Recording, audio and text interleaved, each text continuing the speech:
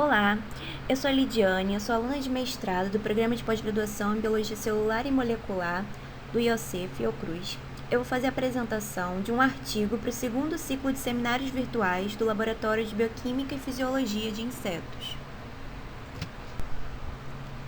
Bom, o artigo escolhido, ele aborda como a quantidade de alimentação das larvas vai afetar o tempo de desenvolvimento, a sobrevivência e aspectos da biologia do adulto que influenciam na capacidade vetorial de Anopheles darling sobre condições de laboratório.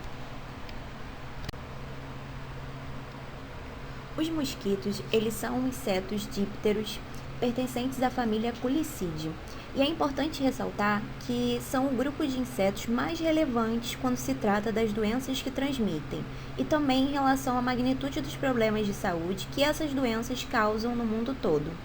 Eles possuem um papel importante como vetores na transmissão da malária, febre amarela, dengue e filariose, e por isso começaram os estudos intensos e investigativos a respeito da biologia sistemática desses insetos, a fim de conhecê-los para então se desenvolver estratégias de controle. A malária é um dos principais problemas de saúde pública na maioria dos países tropicais. É uma doença infecciosa causada por parasitas do gênero Plasmodium, que são transmitidos de uma pessoa para outra através da picada de um mosquito Anopheles fêmea. No entanto, ela também pode ser transmitida pelo compartilhamento de seringa, transfusão de sangue ou até mesmo da mãe para o feto na gravidez. Segundo dados do Relatório Mundial da Malária de 2020, mais de 400 mil pessoas morrem por ano. Estima-se que 2/3 dessas mortes ocorram entre crianças menores de 5 anos. Globalmente, havia uma estimativa de 229 milhões de casos da malária em 2019 em 87 países endêmicos, que diminuíram de 238 milhões nos anos 2000. Anopheles darling é o principal vetor da malária no Brasil, encontrado em altas densidades e com uma ampla distribuição no território nacional, especialmente na Amazônia, sendo responsável por 99% dos mosquitos capturados na região de Rondônia. Os criadouros característicos dessa espécie são geralmente margens sombreadas de ribeiros lentos, com água limpa e vegetação submersa. Essa espécie ela tende a repousar fora das habitações e o seu grau de endofagia e antropofilia ela é bastante variável. Os culicídeos da subfamília Anopheline são dípteros conhecidos popularmente como mosquito perego, muriçoca e mosquito agulha, devido à sua posição de repouso, que é quase em ângulo reto com o substrato.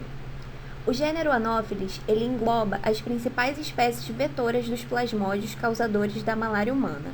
Este gênero compreende aproximadamente 480 espécies, das quais cerca de 70 ocorrem no Brasil, e 11 delas têm importância epidemiológica na transmissão da doença.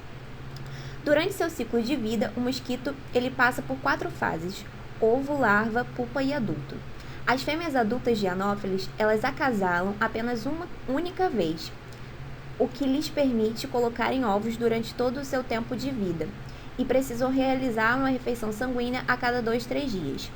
O sangue ele é necessário para o desenvolvimento dos ovos que são colocados no meio aquático. As larvas elas são filtradoras, alimentando-se de micro-organismos, por exemplo, algas e bactérias, e de matéria orgânica existente na água onde se criam. As larvas de Anopheles elas não possuem sifão respiratório, então elas permanecem paralelas à superfície da água para respirar através de espiráculos. Passam por 4 estágios de desenvolvimento, de L1 a L4, até se transformarem em pupa. A pupa ela tem a forma de uma vírgula e se mantém à superfície da água e não se alimenta, mas é móvel e responde a estímulos. Geralmente, os adultos emergem da pupa ao anoitecer, e tanto os machos quanto as fêmeas precisam de uma alimentação açucarada vegetal para a obtenção de energia. Falando um pouco sobre o ciclo de vida do parasito, primeiramente, o mosquito causa uma infecção por uma picada. Os esporozoítos entram na corrente sanguínea e migram para o fígado. Eles infectam as células do fígado, onde se multiplicam em merozoítos, que por sua vez rompem as células do fígado e retornam à corrente sanguínea. Os merozoítos infectam os glóbulos vermelhos, onde se desenvolvem em formas de anel, trofozoítos e esquizontes, que vão produzir outros merozoítos. As formas sexuais gametócitos também são produzidas, que caso sejam captadas por outro mosquito durante a alimentação sanguínea nesse hospedeiro infectado, amadurecem no intestino do mosquito em gametas. Os gametas masculino e feminino se fundem e formam um oocineto, um zigoto fertilizado e móvel, capaz de cruzar a parede do intestino médio como oocisto. O oocisto desenvolve novos esporozoítos que migram para as glândulas salivares do inseto, prontos para infectar um novo hospedeiro vertebrado. Desde o início do século XX, uma considerável atenção tem sido dada às necessidades alimentares das larvas, com o objetivo de reduzir ou eliminar a oferta de alimentos em criadouros naturais de larvas. Aspectos quantitativos e qualitativos da nutrição larval são importantes para o desenvolvimento e sobrevivência do mosquito, e também ao surgimento de adultos. Diversas espécies de larvas de mosquito são filtradoras não seletivas de partículas orgânicas suspensas na água, e também de micro-organismos como bactérias, vírus, protozoários e fungos. Além disso, pólen e também algas contribuem para o seu desenvolvimento. As bactérias são os micro-organismos mais abundantes presentes nos alimentos das larvas, e o crescimento de muitos mosquitos pode ocorrer apenas com elas como a única fonte de alimento. Por outro lado, os adultos também requerem proteínas para o seu desenvolvimento, principalmente para a pupação. Estudos anteriores mostraram que a disponibilidade de alimentos afeta o desenvolvimento larval, a emergência de adultos, a maturação sexual, fecundidade, sobrevivência, tamanho do corpo, reservas de nutrientes e a capacidade vetorial. Então, vários estudos investigaram a relação entre a quantidade de alimento, o desenvolvimento larval e a produção adulta.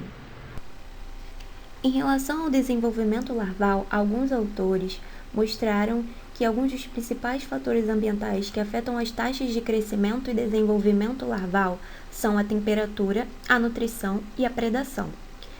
Eles demonstraram através de experimentos de laboratório com Anopheles quadrimaculatus e argumentaram que a sobrevivência larval era maior com recursos alimentares aprimorados. Foi demonstrado então que a sobrevivência das larvas foi significativamente menor nos tratamentos com alimentos de 10 e 50 ml em comparação com o tratamento com alimentos de 100 ml, quando os dados foram agrupados de vários tipos de alimentos. Bom, em relação à capacidade vetorial, esse é um conceito que pode ser representado através de uma fórmula matemática composta por vários parâmetros da biologia de um inseto. A variação desses componentes em condições naturais pode apresentar grande influência na intensidade de transmissão de um patógeno. Alguns autores dizem que o tamanho corporal de várias espécies de culicídeos possui uma base genética, mas também é influenciado por fatores ambientais. Um aumento no tamanho corporal aumenta a probabilidade de sobrevivência e sucesso na aquisição de um repasto sanguíneo. Em algumas espécies, a infectividade do parasita, a paridade e a capacidade vetorial. Ou seja, a propriedade de um vetor de transmitir o patógeno, resultando em novos casos de uma doença específica, tem atraído cada vez mais a atenção dos pesquisadores, interessados em sua relação com a disponibilidade de alimento das larvas, pois afeta o tamanho e a sobrevivência do adulto. Alguns autores relataram que o tamanho aumentado em Aedes aegypti, por exemplo, levou a uma maior capacidade vetorial. O objetivo deste trabalho estava em investigar os efeitos da quantidade de alimento larval na biologia, por exemplo, desenvolvimento larval, sobrevivência adulta e tamanho do vetor Anopheles darlingi e seu impacto na capacidade vetorial em condições de laboratório. Os mosquitos utilizados para os experimentos foram capturados durante o período noturno, às 6 e às 9 horas da noite. Eles foram alimentados com sangue de coelho e as fêmeas foram induzidas a ovipor. As larvas recém-eclodidas foram alimentadas com ração para peixes. E as pupas foram transferidas para copos plásticos descartáveis contendo água destilada e armazenadas em gaiolas vazias até a emergência do adulto. As larvas foram divididas em 3 grupos experimentais, onde foram oferecidos suplemento alimentar em baixa e média e alta quantidade, com base em quantidade de alimentos consumidos por outras espécies de colicídios. Na tabela 1, mostra as quantidades que foram oferecidas de alimento nas 3 condições experimentais. A partir dos experimentos realizados, pôde-se obter os seguintes resultados. Nesse primeiro gráfico, os autores relacionam a sobrevivência e a duração média das larvas em cada instar alimentadas com quantidades crescentes de ração. L1, L2, L3 e L4 indicam o primeiro, segundo, terceiro e o quarto instares larvais, respectivamente. L5 indica o estágio de pupa. Bom, pode-se observar que o tempo de desenvolvimento larval ele foi afetado pelas diferentes quantidades de alimentos fornecidas diariamente. Geralmente, o tempo de desenvolvimento ele diminuiu com o aumento da alimentação. Os dados indicam também que o primeiro e o quarto estágios demoraram mais para se desenvolver, principalmente no grupo em que as larvas foram alimentadas com quantidades baixas e médias de alimentos. Bom, os autores discutem que o quarto instar teve a maior duração em comparação aos outros instares, provavelmente porque este estágio ele precede o estágio pupal, que possui a maior quantidade de reservas nutricionais, necessárias então para a transição para a idade adulta através da muda. Ainda sobre o desenvolvimento larval, pode-se observar nessa tabela que o grupo fornecido com a maior quantidade de alimento teve desenvolvimento acelerado durante os primeiros instares, enquanto o quarto instar teve a maior duração, onde pode ser indicado na figura. A sobrevivência larval também foi afetada pela oferta alimentar diferente, podendo-se observar um aumento no número com o aumento da quantidade de alimentos. Houve diferenças entre todos os ístares larvares estatisticamente significativas. No geral, os 2 últimos ístares foram responsáveis pela maioria das mortes em grupos abastecidos com baixa quantidade de alimentos. A sobrevivência das pupas aumentou significativamente com o aumento da quantidade de alimentos, provavelmente devido às reservas nutricionais ricas em lipídios, que se acumularam durante a fase larval. Isso pode ser responsável pela alta mortalidade observada para pupas submetidas a baixo suprimento alimentar. Essa tabela apresenta alguns parâmetros biológicos de fêmeas de Anopheles darling emergidas de larvas que foram alimentadas com quantidades crescentes de alimento.